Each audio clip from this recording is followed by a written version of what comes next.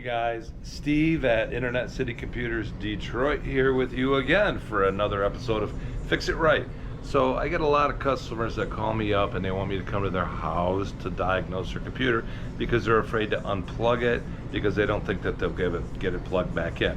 Well, for me to come out to their house, it's going to cost you 3 times as much as it would cost you to bring it in here. So in this little short video, I'm going to go over how easy it is to plug in all the plugs into your computer.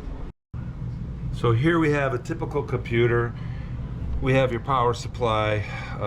These ports here are what they call on-board plugs. These are on the motherboard. Here we have an expansion video card, which was an addition to this motherboard. So in this case, we're not going to use the on-board video. We're going to use the expansion video. Now on this video card, you have an HDMI cable, plugs in like that. If that's the cord you use, you'll see it hanging on your floor. If you use DVI, this has a DVI that goes in there just like that. These two here are display ports. These aren't being used. If your video card looks like this and there's dust covers in them, chances are those aren't even being used. These are USB ports. Stands for Universal Serial Bus. You can take your USB cord and plug it into any one of these that you want. It doesn't matter. They'll all do the same thing. Windows and your computer will automatically configure them.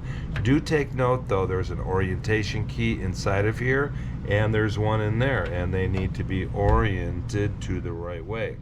Here is your power up here on your power supply. That's pretty easy. You might want to start with process of elimination with the obvious ones first. These are PS2s, old school, 95 days. This would be for your sound. Green for go. That would be for your speakers. Green. The other one is usually either for a subwoofer or your microphone. On board here we also have a display port. This allows you to hook up multiple monitors on this computer. This computer can take up to 3. This way, on this video card, it can take 1, 2, 3, 4, 5 monitors if you choose to do so. Anyways, there you have it. Pretty easy to disconnect your computer, take it in for service, and then reconnect it yourself. Well, I hope that's helped you as it's helped others. And until the next episode of Fix It Right, have a great day and adios.